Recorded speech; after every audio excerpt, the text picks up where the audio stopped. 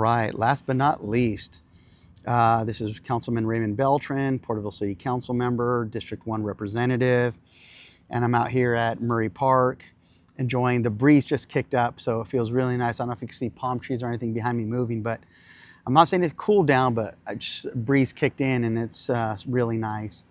And so this is a City Council recap from July 21st meeting. This is Sunday evening. What's today? I don't know what today is. It's the Sunday after our meeting. And this video is going to be about the public comments. It was, I think in the item number 40 said, City Council order of business, I think is what the kind of official title was for this item. And it was kind of a little bit of housekeeping stuff. There's a new mandate by the state of California that started in July 2026. We used to have Zoom online comments because of COVID and stuff. And then that rule went away. But the state then said, hey, we're going to mandate everybody, public agency that has meetings, to have to go back to online participation, or allowing online participation. So that initially this was where it came from, but also gave council another look at the order of business. If we wanted to shift everything around, there was times we used to give the 1234 reports at the end of our meeting. We used to give them at the beginning. And so there's times the city council can move the way we do our order of business, how we hear our agenda. But I'll break it down in a couple different ways. I think the overall one was, the main topic was public comments. I've been a council member for 3.5 years. I remember some times when there were certain topics that brought a lot of community involvement or engagement. The chambers was full, overflowing outside, 30, 40 people wanting to speak, and it made for a really long night. I have no problem it being a long night. There are times I've heard of old councils sometimes not getting home till 3 in the morning, 2 in the morning, they were done. Sometimes it was closed session that they had to continue. But, there were some times in this last 3.5 years, sometimes we didn't get done till midnight, maybe 1 in the morning. They were rare, but they did happen. And given, I think, some of the topics that this council has chosen to address were really controversial early on. And some of whether it's a library or, what was some of the other topics? Library was a big one, but there were some other ones, I can't think off the top of my head right now, that really had a lot of public engagement, hour and a half, 2 hours of public comment. Now that's rare, but they did happen. And I think the council took an opportunity to readdress and say, hey, is there a way to maybe limit that? And I'll cut to it. My opinion was no. If we have to sit here for 2 hours, 3 hours, that's what it's going to be. I would say definitely 2 hours is a lot of time for a small town our size to allow public comment. I think that would have been pretty fair. I don't think anything has gone over 2 hours. I would have just stated, if it looked like that was going to happen, I would just tell my public comment would be, my apologies if I'm yawn. It's not because I don't want to hear you, but me and I believe the mayor have a physical job that we're on our feet all day, and especially in the summer, that when we sit down and it's nice and cool and our bodies are at rest, our bodies tend to want to shut down. And sometimes I'll yawn, and my apologies. Not like I'm trying to go to sleep or I'm bored. It's my body physically is saying it's relaxing. And I love hearing public comment. It's your time twice a month for the community to come and speak to us, good, bad, or indifferent. And I didn't like playing with that. If something, again, you do hear about communities that all of a sudden they're bombarded with hundreds of people wanting to comment. I think there is a place where you can put that on, but not, hey, because we're afraid of something that might happen, we're going to start implementing this rule right now. I didn't think we needed to do that. Talk about maybe moving it down to 2 minutes. Right now we allow 3. And a lot of it is, a lot of cities actually don't allow as much public comment as the city of Porterville. We're a little bit old school, where the 3 minutes, a lot of people do 2 minutes. Some people only allow 15 to 30 minutes of public comment. Some do it of you can't address anything that's on the agenda. You have to wait till that item comes up. If it's a public hearing or a scheduled matter, if it's consent calendar, you can't speak to it. You can only talk about stuff that's not on the agenda. So it's kind of interesting. Each city's different, and it's all over the place. But I didn't think our system was broken. I probably would have put in an emergency thing of a 2-hour cap if it felt like things were going to get very political or somehow the city would get bombarded with outside speakers about something. It's not that we don't want to hear it, but you can hear 10 to 20 individuals talk about a topic and you get the gist of the concern of the community without hearing everybody. But again, that's their right. We're servants.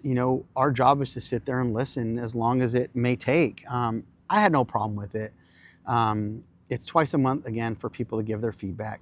And let's say, people who have never come to the chamber before don't hurry up and get in line.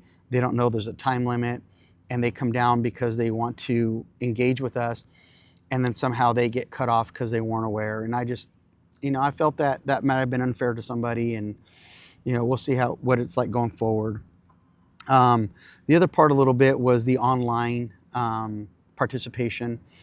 And this is, I think, a little bit of what people were afraid of, is you can get people all over the country that want to participate, and they just kind of want to filibuster our meeting. They really aren't adding any content.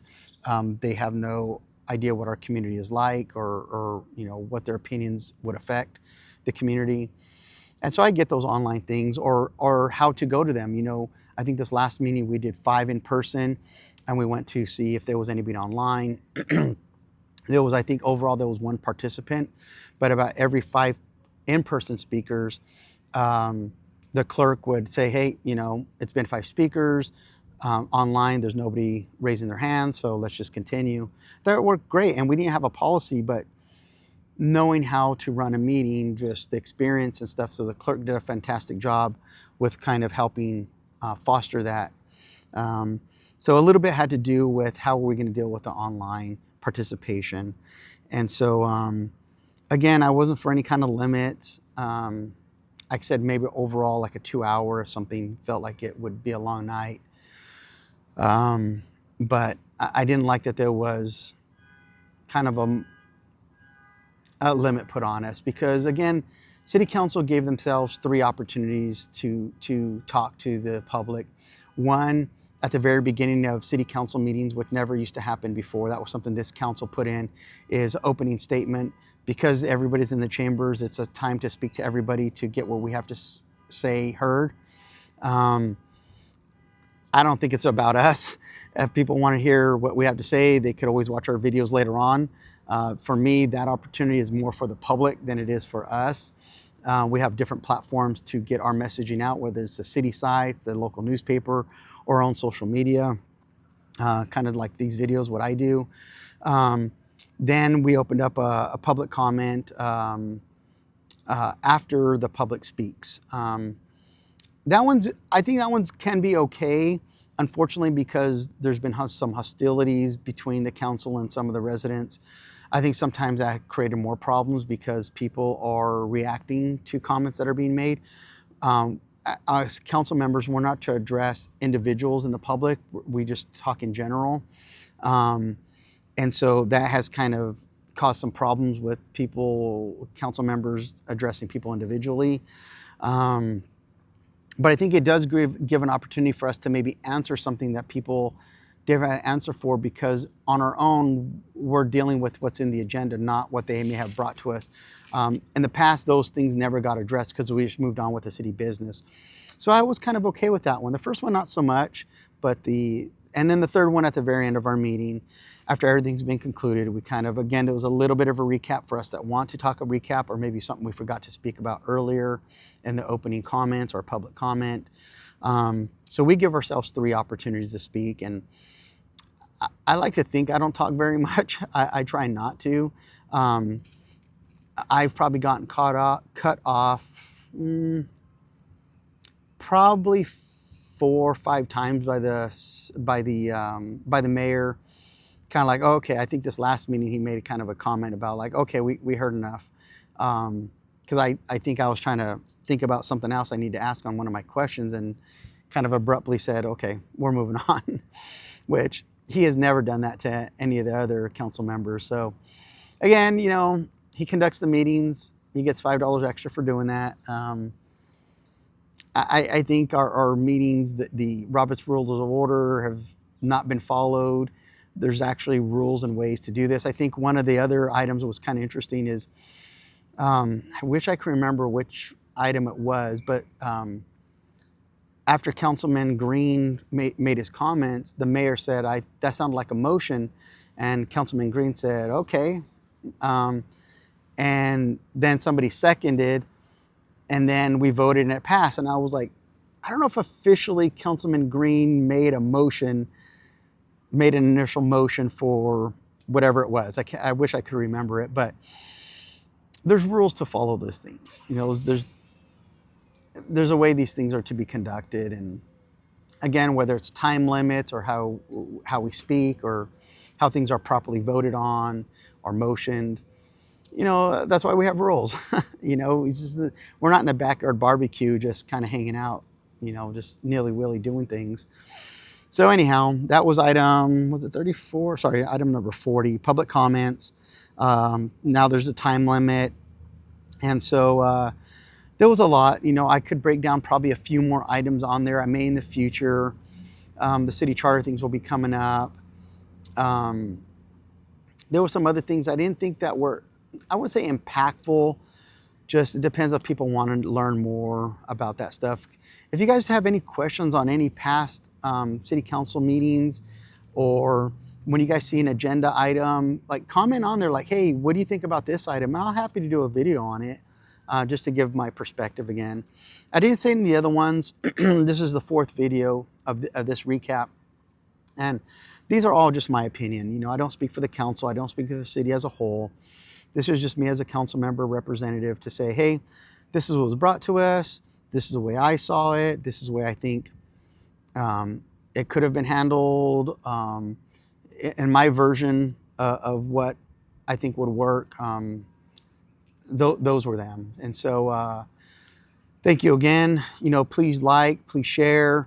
Again, you may agree, disagree with me. And it's not about being agreeable. It's a matter of understanding the perspective, maybe some information that's not public, or experience that, hey, we tried this, that didn't work. Now here's another option. This I think will work better.